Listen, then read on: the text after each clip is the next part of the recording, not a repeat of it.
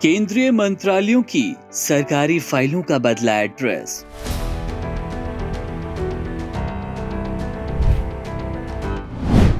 North south block अब पुराना पता।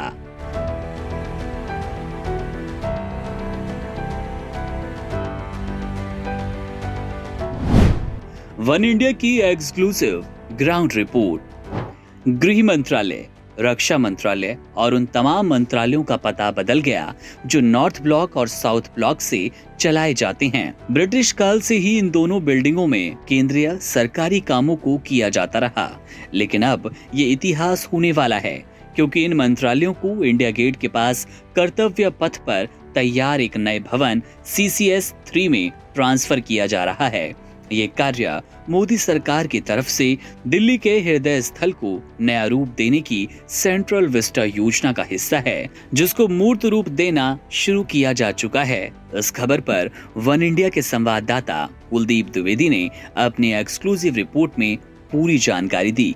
जरा सुनिए। जी हाँ, अगर आपको भी नहीं पता कि नॉर्थ ब्लॉक और साउथ ब्लॉक में क्या होता है और ये क्यों कहे जाते हैं और इनका इतिहास क्या है।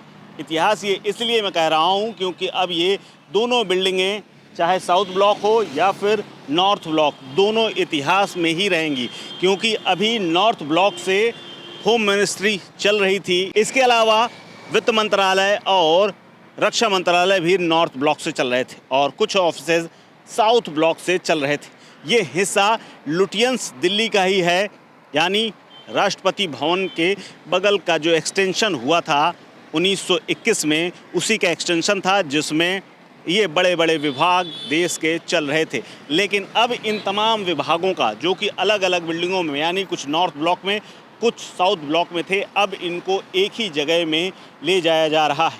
यानी अब गृह मंत्रालय जल्द ही आपको पूरी तरीके से कॉमन सेंट्रल सेक्रेटरीट में मिलेगा, जहां पर तमाम अन्य ऑफिसेज भी हैं और इन ऑफिसेज में जितनी भी फाइलें अब होंगी वो आपस में, यानी अगर कोई गृह विभाग की फाइल है और उसे वित्त विभाग में जाना है पास होने के लिए, तो उसको कम समय में वहां तक पहुंचाया जा सकेगा। और अब जो लाल फीता शाही वाली बात कही जाती थी, जो देर सवेर वाली बात कही जाती थी, अब उसमें कमी आएगी। अगर इन दोनों बिल्डिंगों की बात करें तो ये लुटियंस दिल्ली का ही हिस्सा था और इसे 1921 में इसका इनॉग्रेशन हुआ था और उसके बाद इनमें जब देश आज़ाद हुआ तो बड़े ऑफिसेज यानी मंत्रालयों के लिए इन दोनों बिल्डिंगों को दे दिया गया। लेकिन अब एक बार फिर से ये दोनों बिल्डिंगें इतिहास में दर्ज हो जाएंगी और इनके अंदर रहेगा तो देश का इतिहास। यानी अब इन दोनों बिल्डिंगों को म्यूज़ियम में बदला जाएगा,